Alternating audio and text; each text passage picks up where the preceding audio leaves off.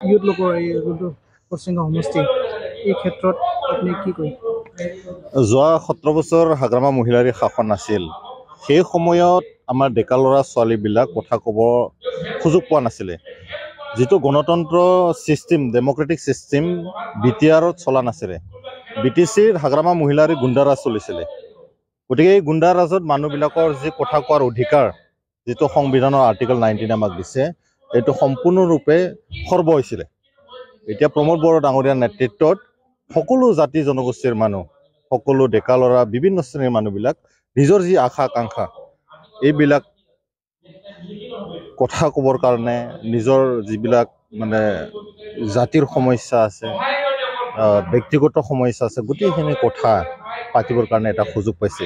আপুনি বা মই যে এই মাত্ৰ এতিয়া কথা পাতি আছোঁ, এই সুযোগটো প্ৰমোদ বড়ো ডাঙৰীয়া BTR CM হোৱাৰ পিছত আমি পাইছোঁ। হাগ্ৰামা মহিলাৰী ডাঙৰীয়া আগতে মানুহবিলাক ভয় কৰিছিল। ভয় কৰাৰ কাৰণো আছে। তেখেতৰ সময়ত 2008 আৰু 12ত গোষ্ঠীগত সংঘৰ্ষ হৈছিলে। আপোনালোকৰ এই ওদালগুৰিতে মাইনৰিটি আৰু বড়োৰ মাজত সংঘাত হৈছিলে, সাংঘাতিক ধৰণৰ সংঘাত।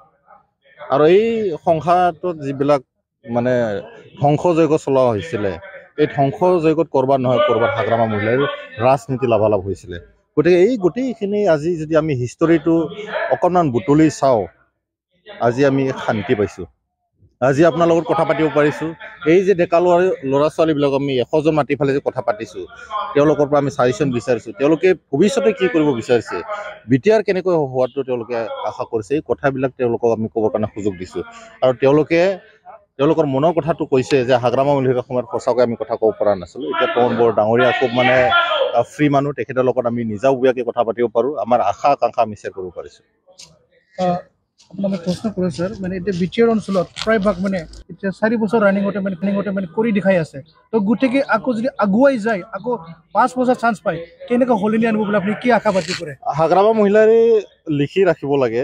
আৰু BPFৰ যি কোম্পানী আছে, গতিকে হাগ্ৰামা মহিলাৰে আজি তাৰিখত গম পাইছে যে তেখেতৰ চৰকাৰ কোনোদিনা আৰু BTRত নাহে। আৰু BPF বুলি ক'লেতো হাগ্ৰামা মহিলাৰ বাদে কোনো নাই। চন্দন ব্ৰহ্ম এইকেইদিন আমাৰ UPPলত জইন হ'ব।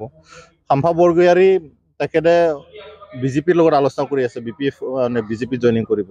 গতিকে আগৰ যিবিলাক নেতা আছিলে, কোনোবা প্ৰবীণ কুমাৰ বড়ো, তেখেতৰ জেনেৰেল ছেক্ৰেটাৰী আছিলে, তেওঁলোকে মানে গুচি গৈছে। গোটেইখিনি মেইন যিবিলাক মেইন ষ্ট্ৰীমবোৰ নেতা আছিলে, তেওঁলোকে এতিয়া BPFত নাই। গতিকে হাগ্ৰামা মহিলাৰ অকলে কিবা এটা শাসন চলাব পাৰিব বা চৰকাৰত আহিব বুলি এইটো মানে সম্ভৱ নহয়। এতিয়া আপুনি যিটো কথাটো সুধিছে, ডেভেলপমেণ্টৰ কথাটো, হাগ্ৰামা মহিলাৰ সময়ত কি হৈছিলে, মাৰা কাটাহে হৈছিলে। জাতি জনগোষ্ঠীৰ মাজত মানে ভেদাভেদ সৃষ্টি হৈছিলে। অবৰ সংগঠন জন্ম হৈছিলে, ডেইজি মেলা পাতিছিলে, জুৱা পাতিছিলে। সেই সময়ত মানে ড্ৰাগছৰ সৰবৰাহ হৈছিলে, মানুহবিলাক কাঠ বাটাম চুৰি কৰিছিলে, ডেকা ল'ৰা ছোৱালীবিলাক মিছলিড হৈছিলে সেই সময়ত। আজি এই গোটেইখিনি কথা যদি আমি চাওঁ, BTRৰ চবচে ডাঙৰ ইছ্যুটো আছিলে শান্তি। মানুহবিলাক কেনেকৈ শান্তিত থাকিব পাৰে, ইজনে সিজনৰ লগত মাত মাতিব পৰা, নিজৰ কথাবিলাক মানে নিজৰ সুখ দুখবিলাক শ্বেয়াৰ কৰিব পৰা, সেইটোৱে ডাঙৰ কথা আছিলে। আজি ভেৰগাঁৱৰ মানুহ ওদালগুৰি আহিব ভয় কৰিছিলে। কোকৰাঝাৰটো কথাই নাই। 7টা বজাৰ পিছত কোকৰাঝাৰ সম্পূৰ্ণ বন্ধ হৈছিলে। আজি আপুনি চাওক, ৰাতি 1টা-2টা মানুহ তাতে লগ পাব। আজি BTC ছেক্ৰেটাৰীৰ সন্মুখত আপুনি চেল্ফি মাৰিবলৈ যায় মানুহবিলাক। ডেট মিনছ ইয়াতে শান্তি আহিছে, এটা পৰিৱেশ আহিছে। যেতিয়া শান্তি পৰিৱেশ থাকিব, সেই শান্তি পৰিৱেশত মানুহবিলাক বিজনেছ কৰিব পাৰিব, কোৱালিটি এডুকেশ্যন ল'ব পাৰিব, হিউমেন ৰিচোৰ্চ মানে সৃষ্টি কৰিব পাৰিব। কিন্তু এই 17 বছৰ সময়ত অনলি হাগ্ৰামা মহিলাৰ ছাপ্লাই আৰু গুণ্ডাৰ ৰাজ চলিছিলে। গতিকে ইয়াৰ পৰা মানুহবিলাক পৰিত্ৰাণ পাইছে। আৰু এই কাৰণে প্ৰমোদ বড়ো ডাঙৰীয়াক যিমান দিনলৈকে প্ৰমোদ বড়ো ডাঙৰীয়া জীয়াই থাকে, সিমান দিনলৈকে BTR চিফ হোৱাটো BTRবাসী ৰাইজে বিচাৰি আছে।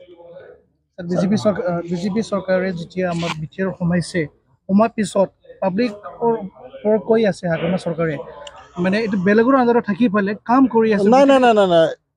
এলায়েন্স আগত কাৰ লগত আছিলে আপোনালোকে চাব। এতিয়া ক'লে নহ'ব নহয়। তেওঁলোকে নেশ্যনেল পাৰ্টি, আচলতে হাগ্ৰামা মহিলাৰ কথাটো এইটোৱে যে তেওঁ আচলতে গণতন্ত্ৰ বস্তুটো বুজি নাপায়। আজি সংবিধানত লিখা আছে নেকি যে BJP বা কংগ্ৰেছ ইয়াতে সোমাব নোৱাৰে বুলি পেলাই? ইণ্ডিয়াৰ যিকোনো জেগাতে তেওঁলোকে পলিটিকেল পাৰ্টিৰ এক্টিভিটিছ কৰিব পাৰে। সেইটো এণ্টি বা সংবিধান বিৰোধী হ'ব নালাগে বা দেশ বিৰোধী হ'ব নালাগে, সেইটোৱেইটো কথা। এতিয়া UPPL জন্ম হোৱা কিমান দিন হৈছে? ইয়াৰ আগতে দেখোন হাগ্ৰামা মহিলাৰে সৰ্বানন্দ সোণোৱাল ডাঙৰীয়া যেতিয়া চিফ মিনিষ্টাৰ আছিলে অসমৰ, সেই সময়ত এলায়েন্সত আছিলে তেওঁলোকে। এতিয়া আমি এলায়েন্স কৰাৰ কাৰণে তেওঁলোকে ক'লে হ'ব নেকি আমাক মানে BJPত সোমাইছে বুলি পেলাই? আজি শান্তিৰ কাৰণে বিজেপি আৰু ইউ পি বিলক বিটিআৰ বাসীয়ে আকলিয়াই লৈছে। এইটো বৰ ডাঙৰ কথা। চবেই বিচাৰিছিল যে বিটিআৰৰ যিটো ধ্বংসযজ্ঞ চলি আছে ইয়াৰ পৰা মানুহবিলাক পৰিত্ৰাণ পাব লাগে। গতিকে হাগ্ৰামা মহিলাৰ এইকাৰণে ৰাইজে উফৰাই পেলাইছে। আজি বিজেপি ইয়াতে এলায়েন্স থকাৰ কাৰণে চিফ মিনিষ্টাৰ হাতৰ যিটো হোম ডিপাৰ্টমেণ্টটো থাকে ইয়াতে কোনো অশান্তিৰ সৃষ্টি হ'বলৈ দিয়া নাই। আপোনালোকে পাইছে নেকি যে মুছলিম আৰু বড়োৰ মাজত আকবাৰ যুদ্ধ হ'ল, আদিবাসী মানে কোনোবা গৈ ফালে গুলীয়াই মাৰিছে। ডাঙৰ কথাটো এইটোৱে আছিলে, যেতিয়া আমাৰ ইয়াতে সশস্ত্ৰ সংগ্ৰাম চলি আছিলে সেই সময়ত কিছুমান মানুহ ইয়াতে টাৰ্গেট হৈছিলে আৰু পলিটিকেলি মটিভেটেড কিছুমান প্ৰপগেণ্ডা থাকে। এতিয়া আপোনালোকে চাব ABMSৰ প্ৰাক্তন সভাপতি লফিকুল ইছলাম কাৰ সময়ত হত্যা হৈছিলে? কোকৰাঝাৰৰ মাজমজিয়াত এজন ছাত্ৰ সংগঠনৰ নেতাক যদি দিন দুপৰত গুলীয়াই মাৰিব পাৰে, তাতকৈ ডাঙৰ কথা কি হ'ব পাৰে? তেওঁতো কোনোবা উগ্ৰপন্থী সংগঠনৰ নেতা নাছিলে, তেওঁ আছিলে ছাত্ৰ সংগঠনৰ, ছাত্ৰৰ কাৰণে কাম কৰিছিলে, ৰাইজৰ কাৰণে কাম কৰিছিলে। কিন্তু সেইটো হজম হোৱা নাছিলে সেই সময়ত যিবিলাক শাসন কৰি আছিলে। বিজেপি কোনোবা আনিছে আনা এইটো ডাঙৰ কথা নহয়। ভাৰতৰ সংবিধানে এইটো শক্তিটো দিছে। আপুনি ইচ্ছা কৰিলে কালি পলিটিকেল পাৰ্টি কৰিব পাৰিব।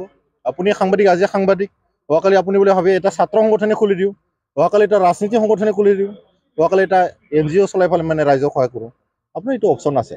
এইটো কোনোবা হাগ্ৰামা মহিলাৰে ক'লে নহ'ব যে কোনোবা আমাক চলাইছে। কাৰো কাক চলোৱা অধিকাৰ এনেকৈ নাথাকে।